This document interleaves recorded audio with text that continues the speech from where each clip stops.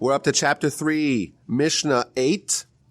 Rabbi Elazar ish Bartusa, Omer. Rabbi Elazar, the man of Bartusa, says, that's where he lived in the city of Bartusa.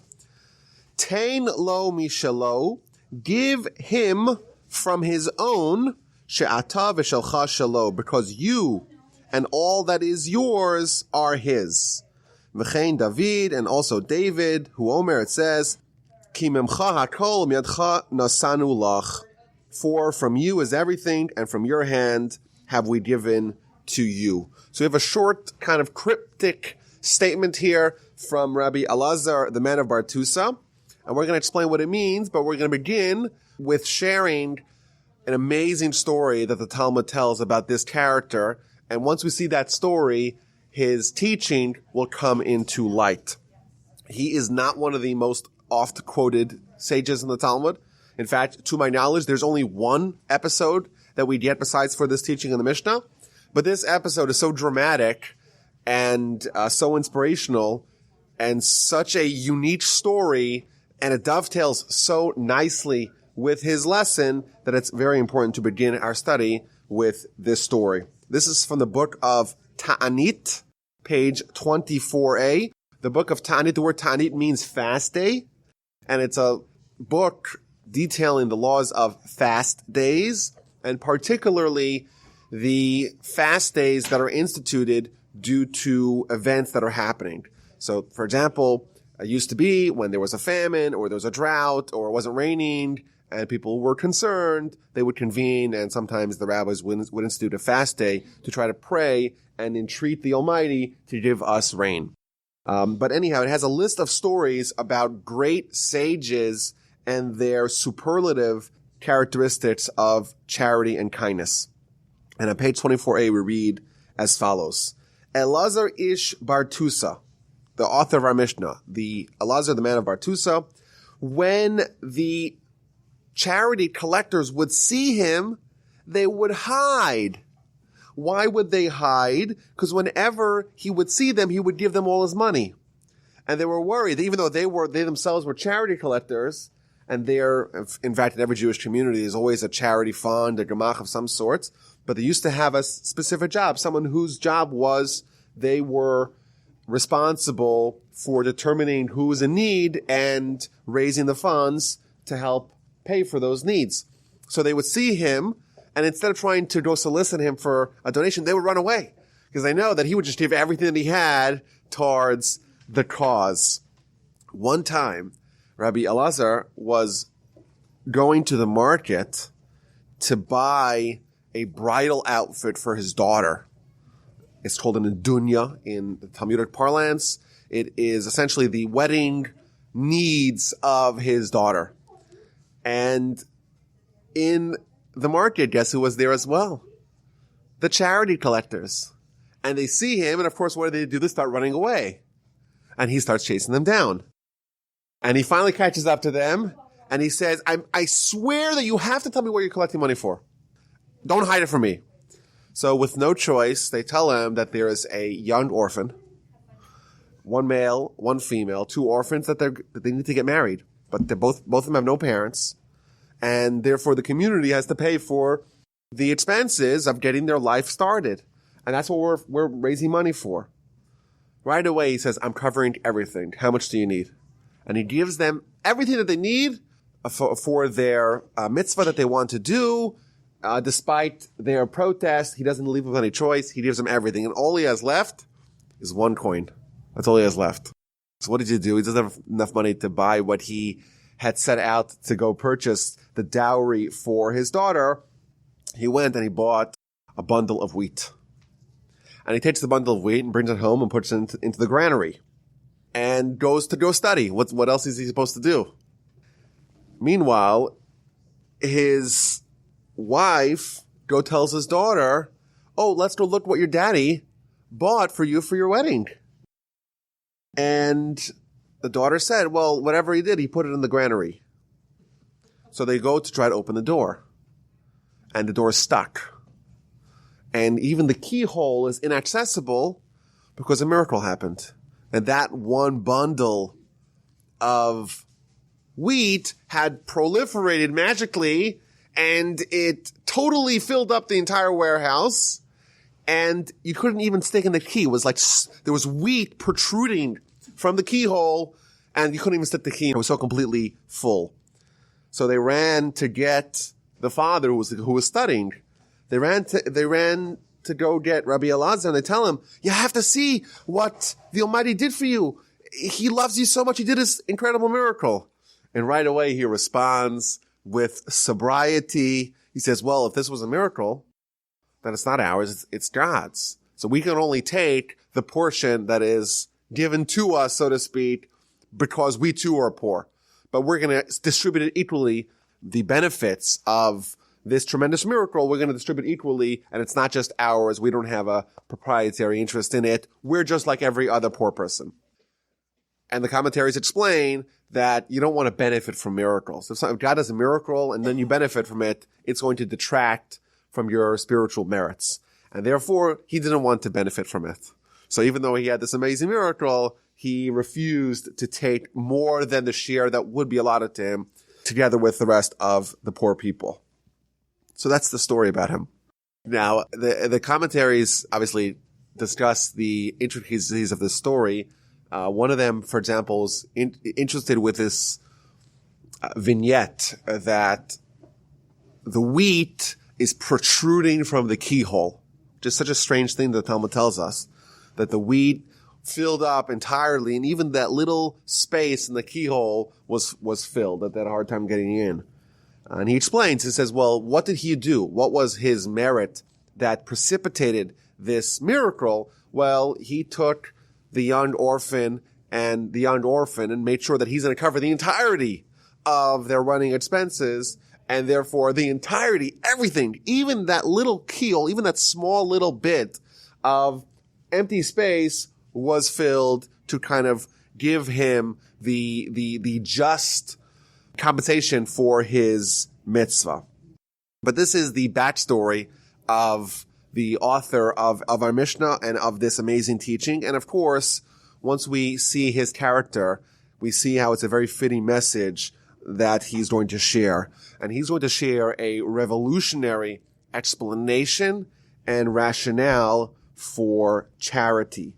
He's going to tell us that when you give charity, you're giving something, so to speak, to the coffers of God. You're not giving from your money, from your assets. You're giving God from his assets, because ultimately you and everything you have belong to him. We don't really own anything, says Rabbi Elazar, because everything that belongs to us, that we think belongs to us, really, it belongs to the Almighty. And yes, we are the stewards over it, and we maybe could make the choice of allocation, and we have the right to take some of it for ourselves, for our own needs, but ultimately, it's not ours. It belongs to the Almighty, and therefore, I'm just giving the Almighty what he already owns. That's his rationale for charity. And the commentaries add that this does not apply only to finances. It applies to everything. Every skill that you have.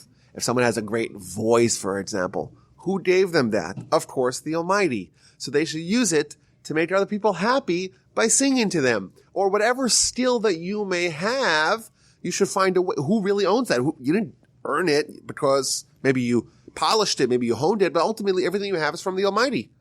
You wouldn't exist at all if not for God, and you wouldn't have any of the skills that you have. And therefore the skills that you do have, well, really, who does it belong to? If you kind of zero everything else out, it belongs to God. And therefore, when you're giving God, when you're using your talents and your abilities for an end that, so to speak, is in the God agenda, you're just giving God what he already owns.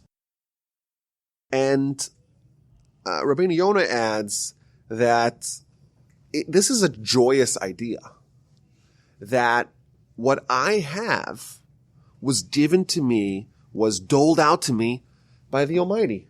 It's almost, he gives an example. You have a king, and the king has a budget.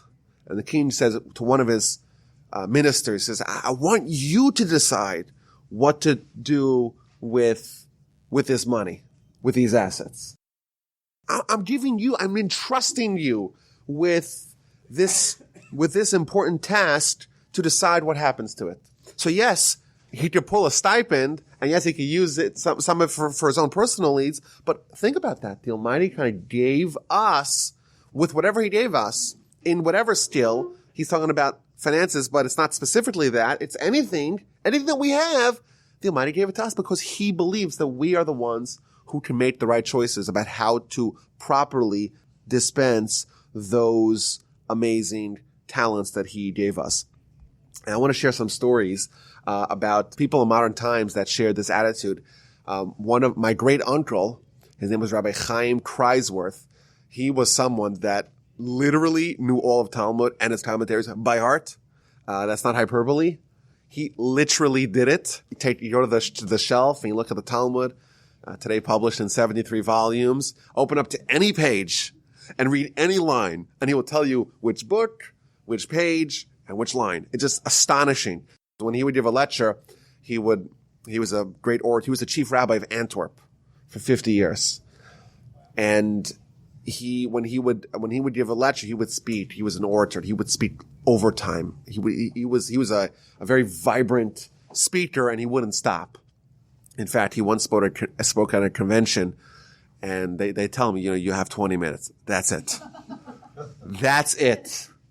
And he's speaking, and he's lecturing, and he's giving a uproarious speech, and the MC is getting a little wary. It's 30 minutes in, and he doesn't seem to be anywhere near the end. He's not wrapping up at all. So he writes a note. He writes a note to him, 5 more minutes. And he puts the note on his lectern, 5 more minutes. That's all you have, 5 more minutes. But he ignores it. And he keeps on lecturing, he keeps on speaking. And then he knew exactly what was happening, of course. And then 10 or 15 minutes later, he's 45 minutes in, he pulls up the note.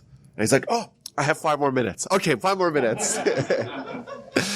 But when he would speak, and he would quote pages of Talmud verbatim, and he would add flourish to his speech with his hands moving like the invisible pages, as if the Talmud is open before him, because here's where the page turns. And he would be able to not only read it verbatim, but to tell you exactly, okay, here we're turning the page, and there's obviously no book in front of him because he's just reading it from his own mind. It's just an incredible, titanic Torah scholar. But he was also someone who excelled in a tremendous way in kindness and in charity and in visiting the sick and in helping the poor and in marrying off the orphans in a tremendous superlative way. And the community decided that we cannot give him his paycheck. Because if we give him his paycheck, by the time he's home, the paycheck has already been given out. They would give it to his wife. They would do direct deposit. They had to try to find all these creative ways to not give him the money, because if you give him the money goes elsewhere. And no matter what, all of it will go out. Not he'll take 10% and say, okay, I'll do it tithing. No, none of that. Everything will be out because he had just such a heart and such a care, and caring more about other people than he cared about himself. If you give him the check, it will not end up with him. It'll end up by someone else who he, in his mind, is of need. There's a story with the Gaon of Vilna, the great giant, Rabbi Elijah of Vilna, who was the greatest Jew of the 18th century, 1720 to 1797. He was someone who did not have an official position. He wasn't a rabbi of a city or anything like that, even though he was universally accepted as the greatest Torah scholar of not only his century and his time, but centuries beforehand. And the community decided, even though he is not officially hired as a rabbi of a shul or the city, we're going to give him a stipend, because it's such an honor for us to have this great sage in our midst. And Vilna at that time, a city in Lithuania, was the center of Torah Judaism. But they hired the gabbai, one of the attendants of the community, you're in charge of going to deliver the Gaon of Vilna his stipend. And the guy would just pocket the money. And that went on for years. And the Gaon of Vilna never mentioned it. They only found out after he died. They found out that the guy was just pocketing the money himself, and that was something that in his mind, it's not mine. I don't have ownership of it. If this guy takes it, then so be it. And famously, the Baal Shem Tov, the other great Jew of the 18th century, he was someone that had such a degree of faith in God, that God will provide for tomorrow, that he would never go to sleep at night with any liquid assets. If he had any money, he would right away distribute it to always go to sleep with nothing. And then what's going to be tomorrow? Well, the Almighty will take care of it. That was his policy. And these are similar attitudes to what we see over here in this Mishnah. Rabbi Eliezer, the man of Bartusa, tells us, when you're giving charity, you're not giving your money, you're giving God's money. And you're giving God's money to what you think God's cause would be, because God gave you the money to distribute to what you think his cause is.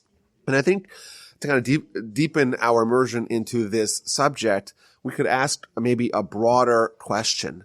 What do we own and what does God own? And it's interesting.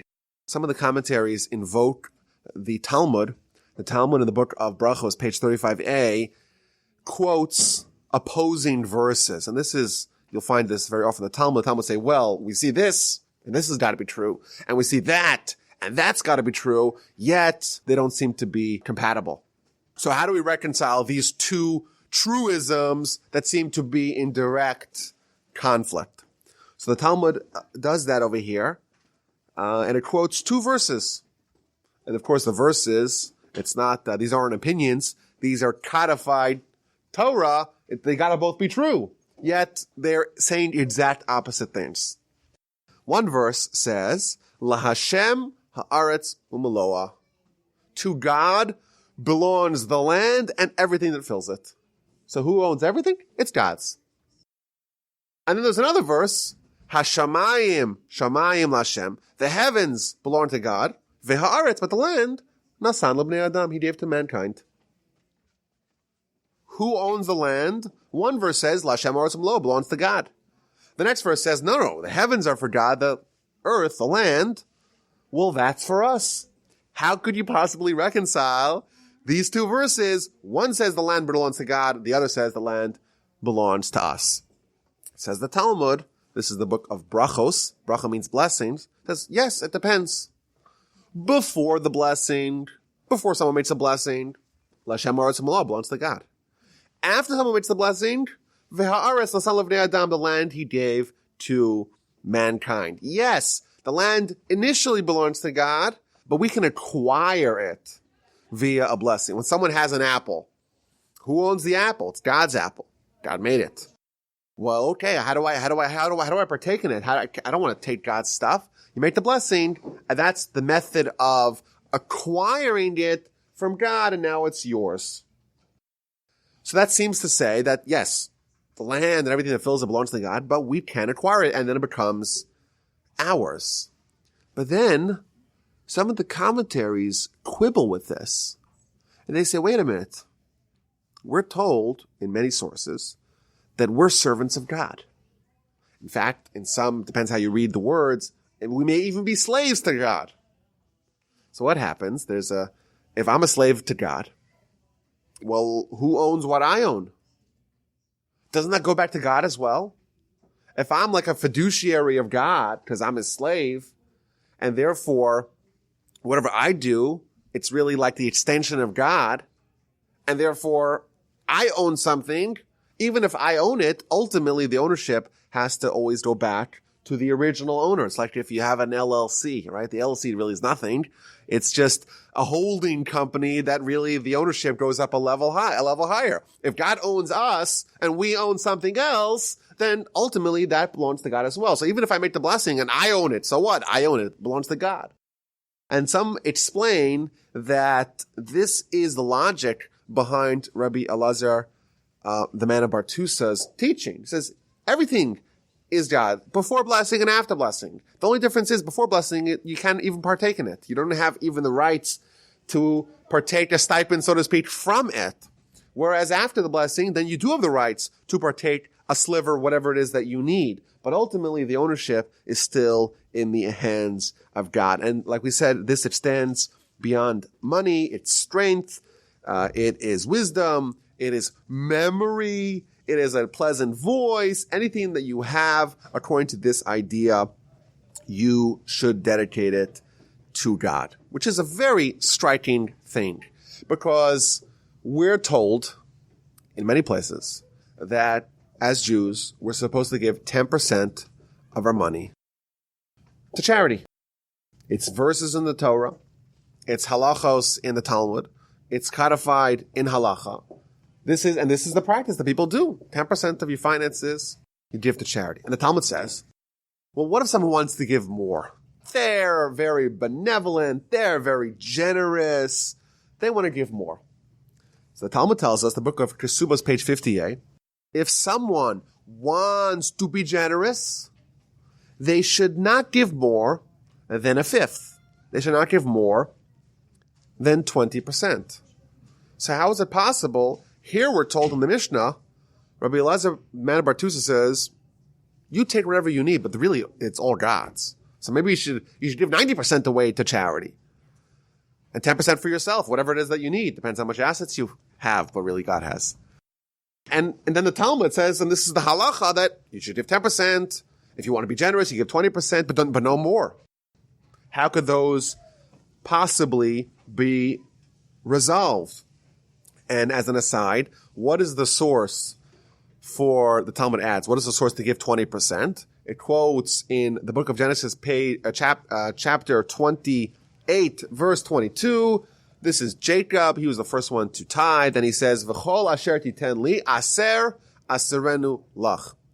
Everything that you give to me, I will give a tenth. I will give a tenth. What's a tenth plus a tenth? That's, of course, 20%. And therefore, 20%, not 21. And certainly not 91. Rashi, in his comment to the Talmud, explains why should you not give more than 20%? Because if you give more than 20%, then it's possible that you may yourself become needy and become a burden on the public, and that's not what you should do. So how do we reconcile these two teachings? Again, the Mishnah here tells us, give to God from God. It's all God's, and therefore you take a slice for yourself. Maybe take 10% for yourself. Depends how much you have, but really everything belongs to God. And then we say, no, everything belongs to you. And you choose to give 10%. And if you want to be generous, you give 20%. What is the reconciliation of that? So the Baal Shem Tov, the aforementioned great sage who would himself dispense all his money, someone asked him, how do you do that? After all, the Talmud book of Shubas, page 50b tells us, 50a tells us that if you're going to be giving out generously, don't give more than 20%. How you give sometimes even 100%. So he said that the words of the Talmud have to be studied with great scrutiny. The words hamebazbez al yebazbez yoter michomesh. The word that it uses is from the word yebazbez, which means booty or plunder. Meaning that when someone gives money and they feel like the other person is plundering them, they feel like, it's my money, I worked so hard for it, and this guy's coming, or this need shows up, or this charity opportunity arises, and they're plundering from my assets. If someone has that attitude, don't give more than 20%. But if someone has the attitude that we see in this Mishnah, that I'm not giving from my own money, no one's plundering me, it's my joy to be able to be the one who's entrusted by God to allocate the finances, his money, I'm like his emissary, I'm the steward of the money, but I'm not the owner of the money, well then, the answer is unlimited. If you think you're giving your money and it's just a terrible, terrible thing that I have to give charity because I worked so hard, and why do I need to do that? Then you're capped at 20. If it's God's money, then you could give whatever you want because after all, it's God's money. And God is literally a trillionaire. And he's got all the money in the world. And he's got all the assets in the world. And therefore, you could give it all to maybe take a small bit for yourself because that's part of the deal. But if that's your attitude, then you're allowed to give as much as you want. And I want to share, just to conclude, as someone who needs to fundraise for my job, and this is not an appeal, I've encountered people of both varieties. I recently spoke to someone about a project that we're doing in Torch, and he told me that this past year in 2018, he gave more than 50% of his income to charity. And he told me, like, my accountant does not let me report all that I give because it looks like it's fraudulent. So he gave me like $2,800 in cash. Just like in a wad. No receipt. I don't need a receipt. Whatever. And I believe it. And he this is the attitude that he is exhibiting. He's like, it was a good year, and when it's a good year, I give a lot of money. And he told me more than 50%. Unbelievable, astonishing. What a people that we're part of. And then you have, of course, the other people that oh no, it's that time of year again. I can't say no, but I kind of resent it. Or I say, I'll be honest with you. Like, I've lost some friends that are so offended when people ask them for money. Like, I think it's a very not un-Jewish attitude. I understand it. But, there's people, I want to say lost friends. People that their relationship with me is like, whoa, asking for money. What they're saying is that I'm like a pirate coming to plunder them. And they're like, that's not pleasant. Right? You don't befriend your pirate friend who comes to steal all your money. And yes, I have to give because I'm obligated because of Jewish law and because I have a guilty conscience otherwise. And how could I say no? But I'm resentful. And that's a different attitude. So and I think this is a valuable lesson. And I think that maybe there's a medium line, even if someone doesn't give all their money to charity, even if someone is not as over the top as Rabbi Elazar, the man of Bartusa, is. I don't think that's very common. But even people who do give, whatever you give, you should feel like it's a privilege that you have. It's an opportunity that you have. It's something that you're joyous to do, and do it with happiness, not as if you're capitulating to the pirate.